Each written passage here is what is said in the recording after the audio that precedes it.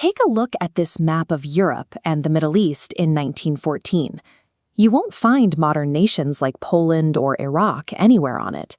Instead, the landscape is completely dominated by four sprawling heavyweight states: the Russian, Austro-Hungarian, German, and Ottoman empires. These massive territories were locked in a highly fragile balance of power. Each government was rapidly expanding its standing army and pouring vast sums of money into an aggressive naval arms race. Because these empires were pressed right up against one another, with competing territorial interests, a single localized border dispute had the potential to pull the entire continent into a fight. The European continent had become a rigid, hyper-connected system of defensive obligations. Tensions finally boiled over in the Balkans, a peninsula in southeastern Europe, where overlapping ethnic groups pushed back against imperial rule. On June 28, 1914, a Bosnian Serb assassin fired 2 pistol shots and killed Archduke Franz Ferdinand, the heir presumptive to the Austro-Hungarian throne. The immediate aftermath in the streets of Sarajevo was pure chaos, and Austro-Hungarian authorities quickly blamed the neighboring state of Serbia for the attack. When Austria-Hungary declared war on Serbia, it triggered a rapid chain reaction of rigid defense treaties. Russia mobilized to defend Serbia. Germany mobilized to back Austria. This immediately pulled in France and Britain, tied to Russia through the Triple Entente, a mutual military alliance. The mechanized diplomatic system overran the decision-making of every European leader, moving toward total war with a momentum of its own. Germany's initial strategy was the Schlieffen Plan, a deployment tactic designed to secure a quick victory by rapidly marching through neutral Belgium to crush France before Russia could fully mobilize.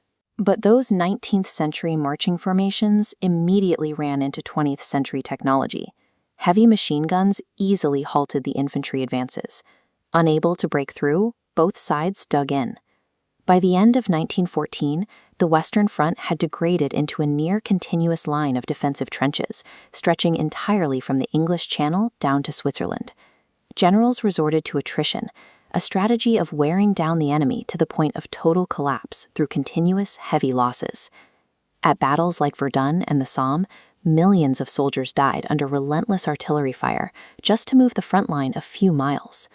The technological stalemate converted the European landscape into an inescapable, mechanized meat grinder.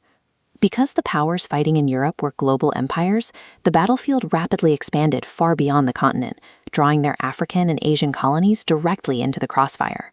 At sea, Germany escalated the conflict by using U-boats, military submarines, to sink neutral merchant ships.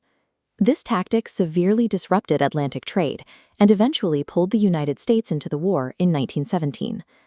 Over in the Middle East theater, the Ottoman Empire mobilized diverse forces, utilizing specialized units to defend its deep desert territories against Allied pressure. The sheer scale of the conflict pushed states to their breaking point. Facing millions of casualties and severe domestic starvation, the Russian Empire was the first to collapse entirely, plunging into a massive internal revolution in 1917. The immense socio-economic pressure of arming and feeding millions of soldiers was physically cracking these empires apart from the inside out. By late 1918, the Central Powers, the coalition of Germany, Austria-Hungary, the Ottoman Empire, and Bulgaria, were entirely depleted of manpower and resources, suffocated by a relentless Allied naval blockade. The arrival of 2 million fresh American troops provided the final logistical weight needed to push the exhausted German army past its limits.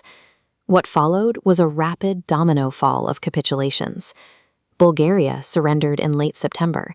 The Ottomans and Austria-Hungary surrendered weeks later. Finally, Germany was left completely isolated. Facing a naval mutiny and a revolution at home, Kaiser Wilhelm II, the German emperor, abdicated his throne in November 1918, marking the definitive end of the German imperial monarchy.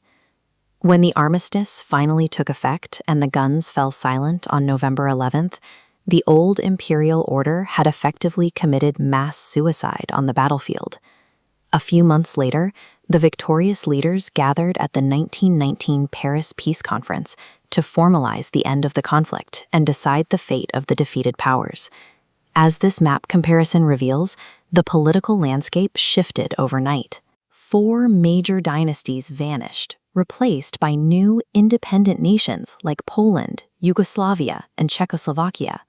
The human cost reached roughly 40 million military and civilian casualties.